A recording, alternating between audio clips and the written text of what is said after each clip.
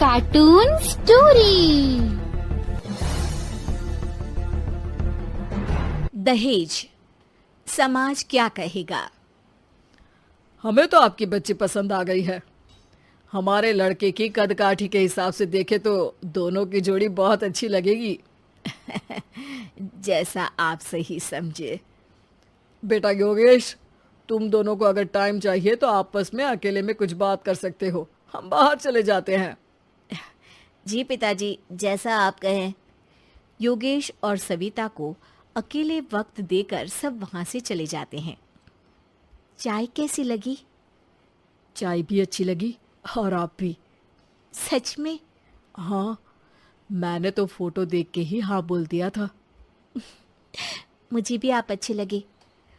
आपको कुछ पूछना हो तो पूछ लीजिए, जैसे खाना बनाना आता है या नहीं, घर के क्या क्या काम कर लेती हूँ, वगैरह वगैरह। वो तो मेरी माँ आपकी माता जी से पूछ ही लेंगी, वो मेरा डिपार्टमेंट नहीं है। इधर योगेश और सविता जिंदगी भर का साथ जोड़ने की बात कर रहे थे। उधर सविता के पापा योगेश के पिताजी के सामने हाथ जोड़ के खड़े थे। देखिए, हमारा बेटा पढ़ा लिखा है, अच्छी नौकरी करता है। उसमें जितना पैसा लगा है कम से कम उतना तो मिलना चाहिए ना। 10 लाख से कम में तो नहीं हो पाएगा। बेटी हमारी बहुत होनहार है और 7 लाख भी तो कम नहीं होते हैं ना जी। अगर आप हमारी बेटी को शादी के बाद काम करने देंगे तो 3 लाख तो 6 महीने में ही कमा लेगी। हमारे घर में ये सब नहीं होता। औरतें घर संभालती हैं और आदमी बाहर के काम। जरा मेरी बात तो समझिए। एक कार देने के बाद 10 लाख रुपए नगद देने में हमारी कमर टूट जाएगी और इसके अलावा टीवी फ्रिज तो देना ही पड़ेगा।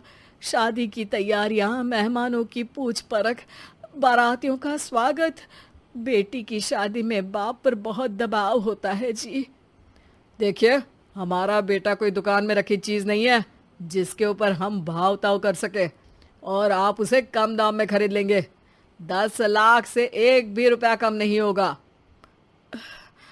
ठीक है, जैसा आप कहे जी, पर आधा पैसा अभी और आधा कन्यादान के वक्त दे देंगे। अरे, इसमें भी किश्त मांग रहे हैं आप? हमने तो सोचा था कि अच्छा परिवार होगा आपका।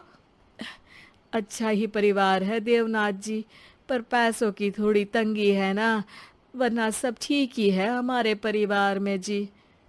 देवनाथ वहां से अपने बेटे योगेश को लेकर चले जाते हैं और कुंडली मिलवाई जाती है। 36 में से 32 गुण मिलते हैं। जल्दी शादी का मुहूर्त भी निकल आता है। अब कन्या को बुलाइए। आओ बेटी, यहाँ बैठो, योगेश की बाई और। मंत्रोच्चार शुरू करते हैं। मंगलम भगवान विष्णु मंगलम गरुड़ध्वजा मंगलम। सविता के पापा सविता और योगेश के बीच में जाकर बैठ जाते हैं। बेटी, तेरी माँ को यहाँ बैठना था, पर तेरी विदाई नहीं देखना चाहती होगी शायद, इसीलिए पहले ही चली गई। बाबा, हंसी खुशी का माहौल है, रोने का समय तो विदाई के वक्त होता है ना, तब ये इमोशनल अत्याचार कर लेना। अभी तो मुस्कुराइए, कैमरा आसपास ही है। तभी पीछे योगेश के पिताजी आ जाते हैं। अभी तक पैसे नहीं आए आपके यहाँ से? उठा लूं क्या बेटे को? आते ही होंगे, मैंने अपने छोटे भाई को व्यवस्था करने के लिए कह दिया था। अरे तो जल्दी कराइए ना, वरना देर हो जाएगी। समझ रहे हो ना आप? योगेश और सविता दोनों एक दूसरे की तरफ देखते हैं।